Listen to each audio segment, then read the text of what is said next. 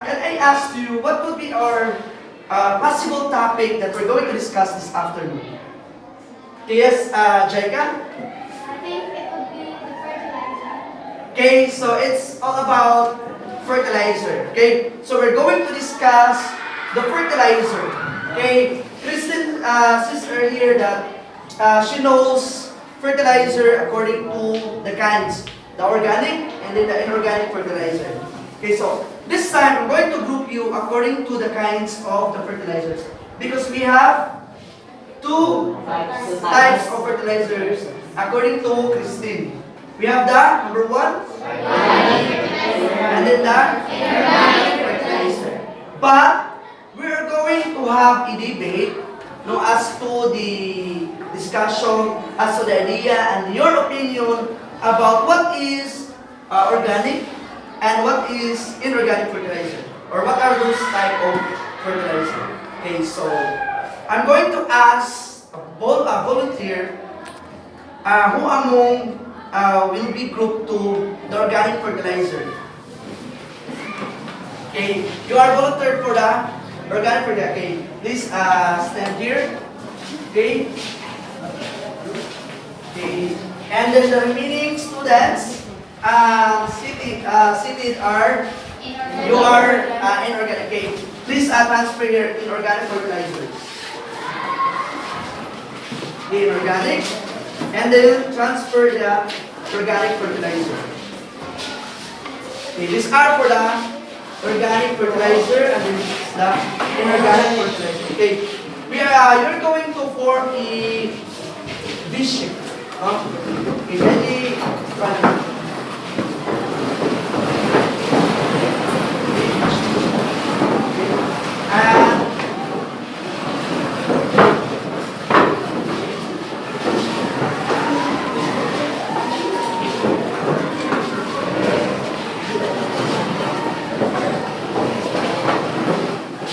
Okay, so you're going to select 5 discussion to discuss about your stand about the organic and then the inorganic for the 5 discussions. But prior to that, you're going to form first a circle, no, for a brainstorming. A brainstorming to select who among your discussions. Okay, can you select for your discussion? Can you select for your discussion?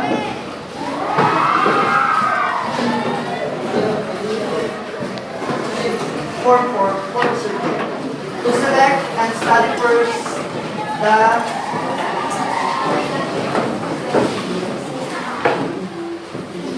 okay, you're going to select the discussion. Okay? 5 discussion. 5 discussion. Okay? Have you selected your discussion? Yes. Okay. So this time you're going to form a V shape.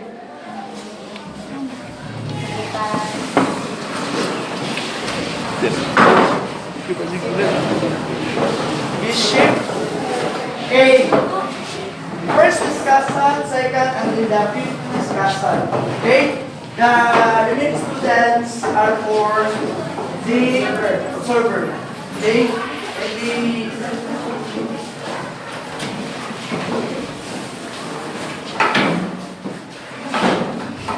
okay.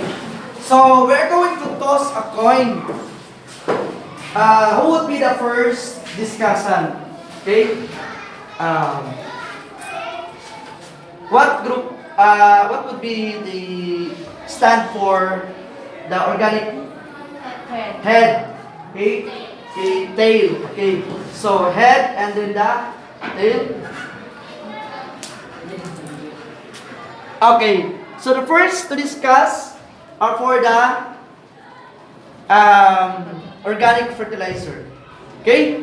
So you're going to discuss about the advantages and then the disadvantage of the organic fertilizer and its effect to the environment. So let's have the first discussion. In our group, We choose organic fertilizer because organic fertilizer are grown or made without the use of artificial chemical. And the advantages of organic fertilizer are to maintain the fertility of the soil. It preserves to some beneficial insects and also friendly to environment. So why did you choose inorganic fertilizer? In the other hand, if you're using inorganic fertilizer, can cause disadvantages in which it is hazardous to human health and to the environment. Inorganic fertilizer is a process of plant growing faster through the use of chemical substances. Advantages. There is no problem in using inorganic fertilizer as long as you know how to manage things right. You just have to be reminded and always friendly to the environment. Okay, for the organic. Organic fertilizer aims to boost recycling nutrients and energy. With it and beyond the farming system, it is also aims to allow balanced ecosystem. So how could you balance ecosystem? Speaking of using the an organic fertilizer, how it causes low diversity. According to my co-discussant, there is no problem in using inorganic fertilizer as long as you know how to manage things.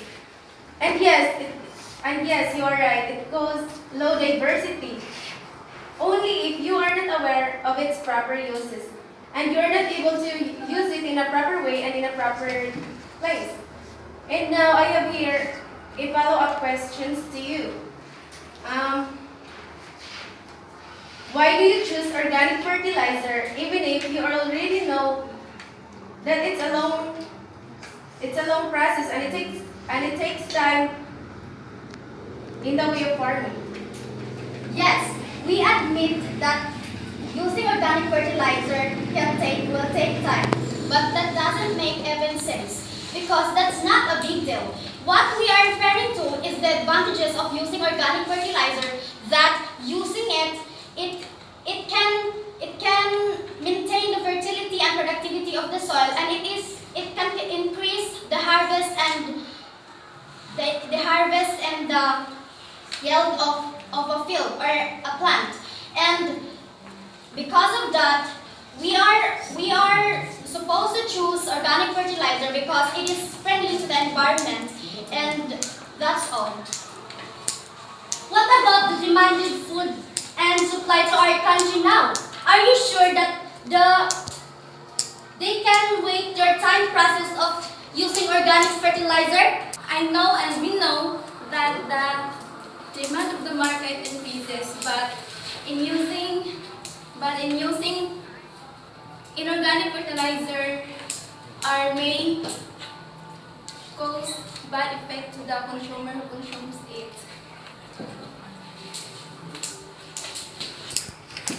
For me, I'm not satisfied your organic performance because I know that is inorganic fertilizer is a non-applicable. It used in this generation because more than Filipinos of farmers gumagamit sila ng organic in a fastest contributing in a food in a human persons that we help para mapunan ang lahat ng mga pagkain at makagawa tayo ng mas marami at we continue to our productions and to sustain every peoples in this world.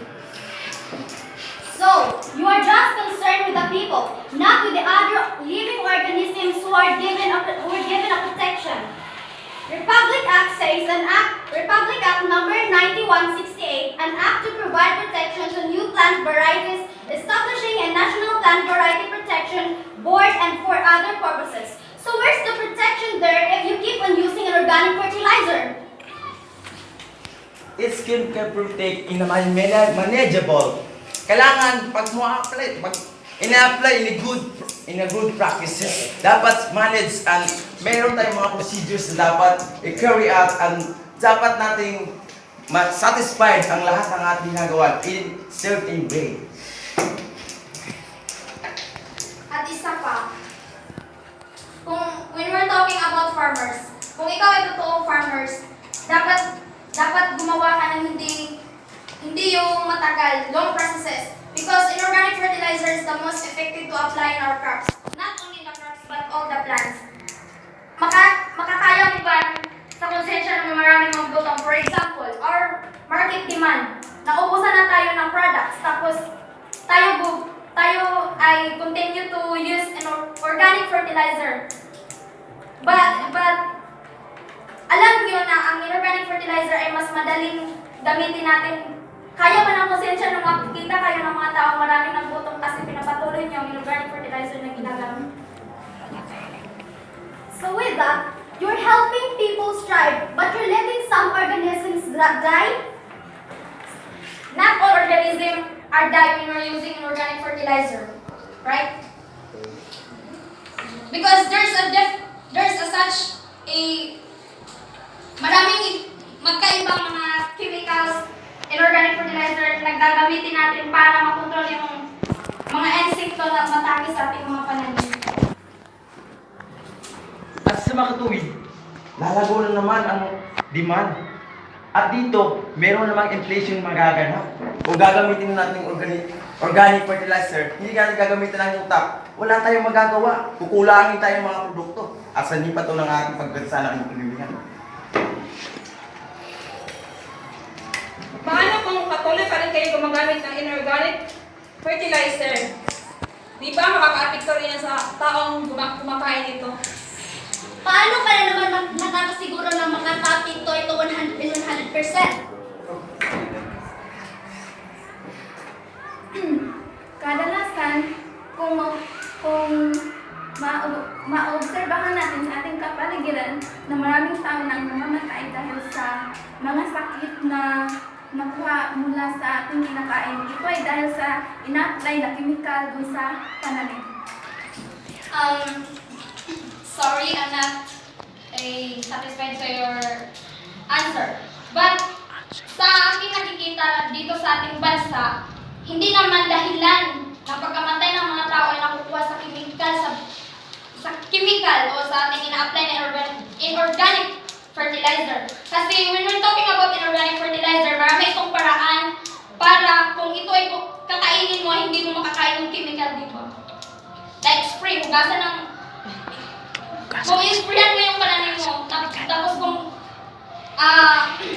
hugasan mo ng mabuti, hindi mo yung makakain ng fertilizer or yung organic fertilizer. Pero sa kalusugan ng mga taong bumibili ng mga produkto niyo na ginagamitan ng inorganic fertilizers is nabawas-bawasan ang kanilang mga healthy nutrients sa kanilang katawan dahil sa kanilang kinakain na maraming inorganic fertilizer na ina-apply. And then, if you doon ka sa area na hindi mo madaling mabili ang mga fertilizer, anong gagawin mo? Di ba, gagamit tayo ng inorganic fertilizer? Yan, karamihan ngayon sa aming bukid. Di ba, hindi sila makabili dahil sa mahal. And then, ginagamit nila, isa itong, yung hindi ito mabilis para sa inyo, pero ito ay mabuti sa ating kalusugan pag ito ang ating tinutuloy. Dahil pag tayo ay mabilis na mabili, permit tayo gumamit ng mabilis, marami tayong nasagasaan na ibang tao. Ganyan. Okay, so I guess that both sides has given their ideas, no, opinions. Okay, so by this time we're going to ask our process observer regarding the debate that we have and then the verdict from the observer as to what would be our choice in using a fertilizer to our respective plants or farms, probably. So let's start with from Gerlie. Okay, based on my observation, the two groups perform well, but somebody or some of you are really evident that you are nervous probably. But I can see that you really have researched on the topic organic and inorganic, because there are some laws that are included in the discussion, or that was mentioned in the discussion. And I think that the greatest point that the organic group had given is that they are very concerned and see that they are particular on the general positive effect or the general welfare of the people. So, on the other hand, the inorganic fertilizer, I have get their point also. They have their point also that they are focusing on the efficiency, because when it takes too much time for the plants to grow, we will not meet the demand of the people living in the country. And we know that each year our population is growing rapidly. And when that happens, I have heard that when the demand is very high and then the supply is low, it will make the prices of commodities rise, as was mentioned, the inflation part. So both of them have really given a good point, but I think my verdict will go to the winner is the organic. Good afternoon, everyone. I would like to congratulate each of the group for the best participation. In fact, there are some who are not participated, but I believe that you're taking notes. So I would like to congratulate the organic group for you are so much concerned with the health of the people. And though the inorganic groups have also points, because you are concerned with the demand of the people. And so, congratulations everyone.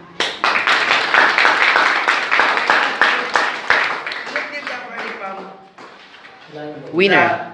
None of the winner. Organic. Okay, let's hear from our PSDS or Landy Mandahinog for this. With the strategy that Sir Lazaro Gomez has given you, mayroon akong take note that this is the best avenue for us students to learn three things. One, totoo si ma'am, research. Kasi nagre-research talaga kayo, di ba? So, that's one thing. And then the other one is you are aware, the second one is you are aware of our environment. So that's the good thing that you have done this kind of strategy and kind of